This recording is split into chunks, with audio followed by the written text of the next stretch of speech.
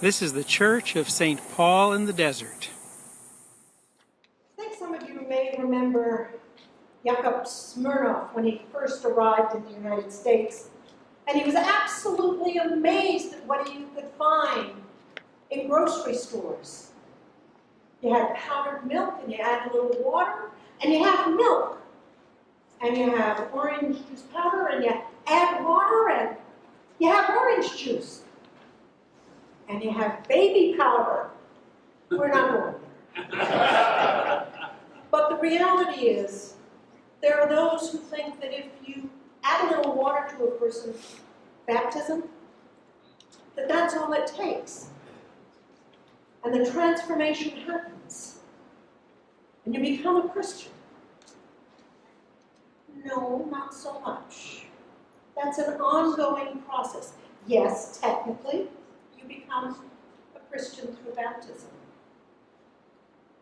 But it is, in fact, a day in, day out choice that we make to name this one when we are asked, who do you say I am? Who do you say I am? And the response is the Messiah, the Christ, who has come into the world to save us. But we say something every Sunday in the mission statement of the Diocese of San Diego. Jesus' fearless love for the world. And ultimately, that is what we are called to be about and what we are called to do. To love and to show forth that love that has been shown to us, to all whom we encounter. But we make a choice at every turn to say, who is this Jesus? And the gospel today speaks about that. And the suffering servant song from Isaiah. Who is this one? The one who came into the world, who in John's gospel tells us that he came to give us life and to give it abundantly. We need to remember that that abundant life is all of life. The good and the bad, sometimes the ugly. All of life. All of life. But it's a choice that each and every one of us makes at every moment, at every turn.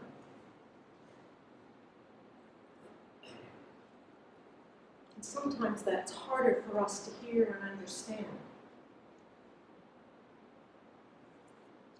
As some of you know, I grew up in a Navy family. Both my grandfathers were career naval officers, my father was a career naval officer. And a couple of weeks ago, there was a funeral at the National Cathedral that I'm sure many of you watched. John McCain's, Senator McCain's funeral.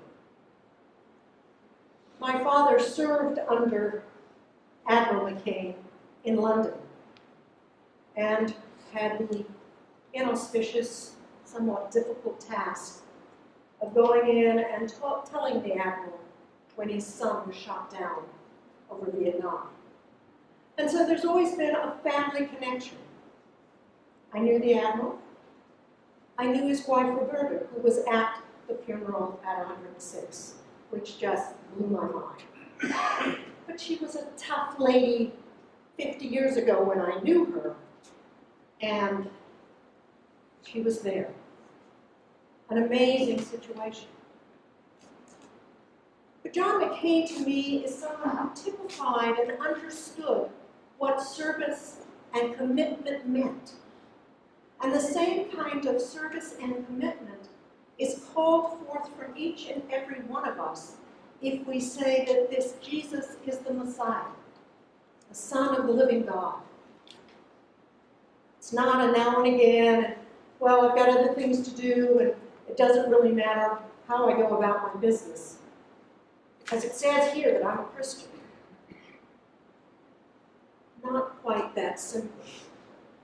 Not quite that simple. The former Archbishop of Canterbury, Michael Ramsey, writes that being a Christian does not mean being for Christianity and against the non-Christian, or for Christ, like a cause or movement to which you give approval. It means being one who belongs to Christ, as putting yourself under Christ.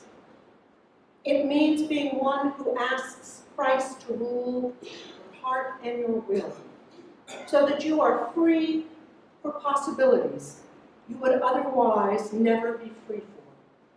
It means being one who uses obediently those means of union with Christ, which Christ has given. It means one who accepts Christ's pruning knife, and so learns to be humble. I repeat, it means one who accepts Christ's pruning knife, and so learns to be humble. So that question is asked of you again and again. Who do you say Jesus is? Who do you say Jesus is? It's a reminder at times that we in the church do the right thing and sometimes pay a price.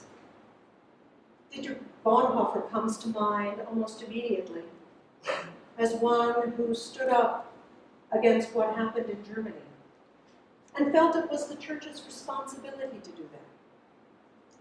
And it cost him his life. The cost of discipleship can be costly, to paraphrase the title of Bonhoeffer's book. It's a reminder that truly understanding what it means to be a Christian can be very costly, as Jesus tells us in the gospel this morning. It's not tepid, it's not lukewarm, it's constant. It's a constant reminder. We're celebrating in the parish Mexican independence today. And it's an interesting phenomenon, and if you read your bulletin, Miguel Hidalgo, who was one of the leaders, was a priest. And it was his sermon that basically led the revolution. They had set the day of the 2nd of October, I believe, in 1810, something like that. But people began to say, oh, this is going to hurt, this is going to be too costly here. And so he got in the pulpit and preached that day. And the revolution began. Church leaders have always stepped into the fray. Sometimes it's costly. Sometimes it's costly. Will Campbell was a well-known Southern preacher, theologian. Was the only white guy who helped form the Christian leadership, the Southern Christian Leadership Conference in 1957. The only white guy, I say that pointedly.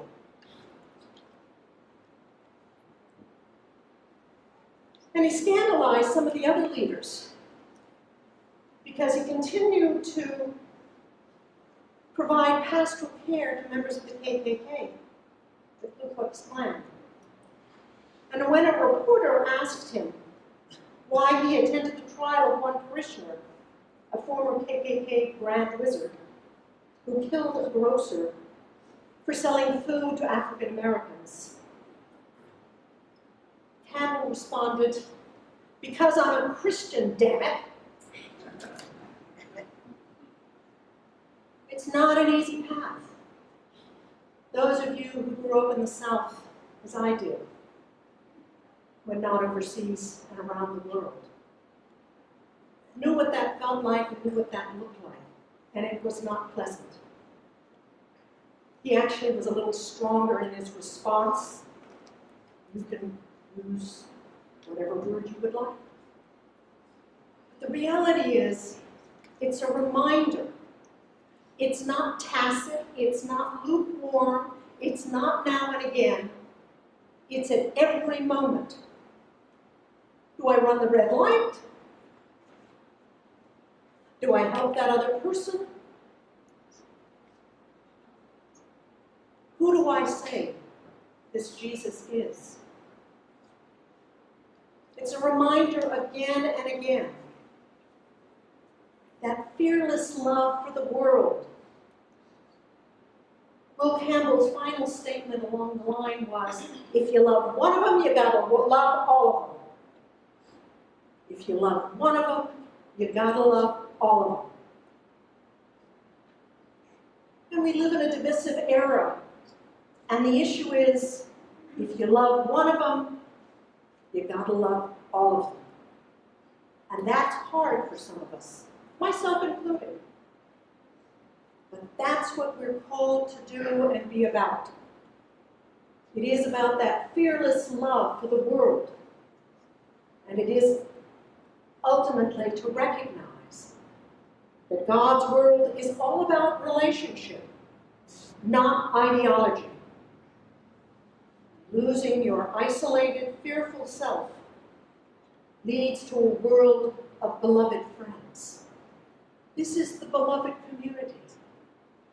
We are the community of faith. If you love one of them, you've got to love all of them.